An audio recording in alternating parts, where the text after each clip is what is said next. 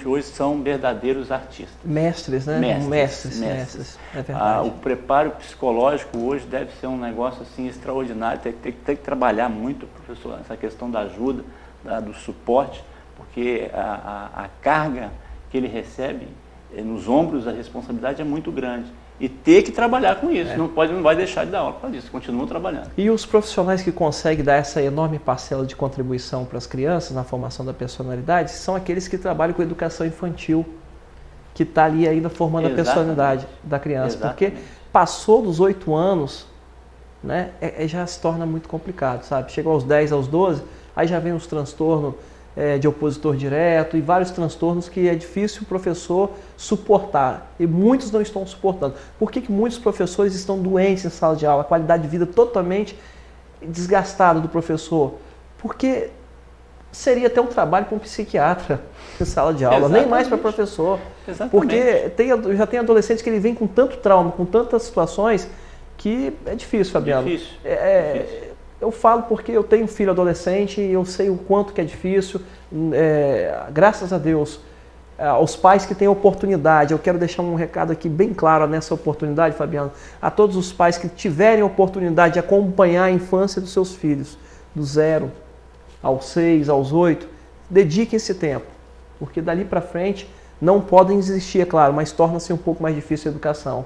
Mas à medida que você educou do 0 aos 8, 0 aos 6... Depois fica menos difícil, torna-se mais fácil, né? Torna-se mais fácil. Bom, falando dos professores, né? Você falou é um trabalho até para um psiquiatra, um psicólogo dentro da sala de aula, até porque geografia, história, língua portuguesa, química, física, hoje ensinar isso e outras disciplinas também, é muito mais difícil do que antes. Isso com certeza, muito mais difícil do que antes. Sabe por quê? Porque hoje, história, geografia, conhecimentos gerais, ele vê tudo no iPhone, ele vê tudo no smartphone, no tablet, na internet, no Dr. Google, no professor Google, enfim. É muito mais difícil. Se bobear, o professor na sala de aula, falar uma coisa, não, professor, já mudou, eu vi aqui no meu tablet. Aqui mudou, isso não é mais assim. Então, a tarefa de escolarização hoje é mais difícil e talvez seja um caso de se pensar, eu acho, quem sou eu para falar nisso, né? Com certeza os pensadores de educação já pensaram nisso, já estão atuando nisso, eu estou falando bobagem até.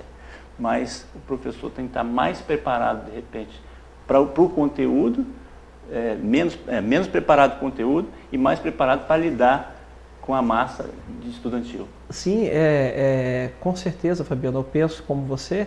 E assim, ao falar assim, na educação, na evolução da educação, penso, e talvez, como você falou, pode ser que eu esteja até conversando algo que...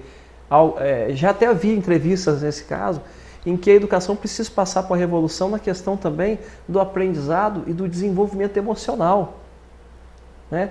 Que hoje aplica-se conteúdo, e prova, mas se a pessoa não tiver um preparo emocional, ela dificilmente consegue ser bem-sucedido no mercado, bem-sucedido na sociedade, porque o desequilíbrio emocional, ele pode destruir com a carreira desse jovem, desse adolescente, e é onde que talvez entraria até mesmo a questão de um profissional da área da saúde mental, da psicologia em sala de aula, para não só dar um suporte para o professor, como para dar um suporte também para o aluno. É onde que entra a questão da gravidez precoce. Viu um comportamento diferenciado no adolescente, tem que se tentar entender o que esse adolescente está passando. Vamos conversar. Aí onde que entra o profissional, um psicanalista para poder ouvir, para tentar tirar ali dela aquele sofrimento, algo que está incomodando. E é onde que talvez os pais não conseguem identificar, porque hoje tem muito bandido, tem muito vagabundo na rua que vai assediar e que vai atacar e que não está nem aí para a família, que nem ele mesmo tem, que está com a família destruída. Então é fundamental esse profissional em sala de aula dando suporte a esses profissionais. De repente, viu um comportamento, quando você colocou, viu um comportamento diferente, é interessante, essa aula de agora você não vai assistir não, vem cá, eu preciso conversar com você.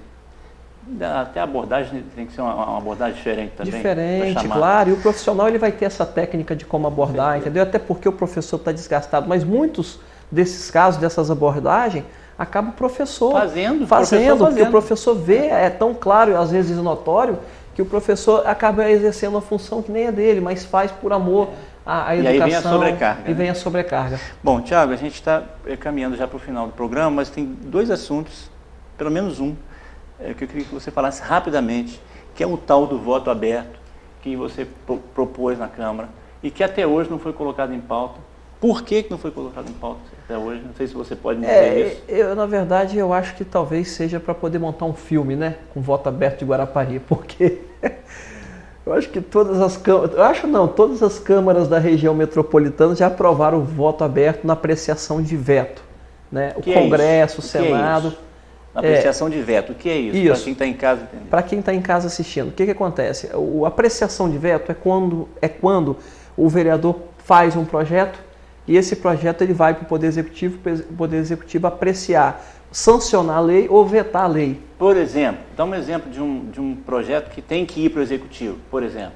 Um projeto que vai para o Executivo para poder exarar parecer se ele é constitucional ou inconstitucional. Mas dá um exemplo, por exemplo. Vou citar um exemplo muito claro aqui agora, de um projeto. Quer ver? A conta do ex-prefeito foi rejeitada no Tribunal de Contas. O Tribunal de Contas deu um parecer contrário na rejeição das contas dele. Esse parecer do Tribunal de Contas vai para a Câmara, para que a Câmara venha apreciar se de fato o Tribunal de Contas é a favor ou contra o parecer do Tribunal de Contas. E esse voto é secreto. Ah, tá. Esse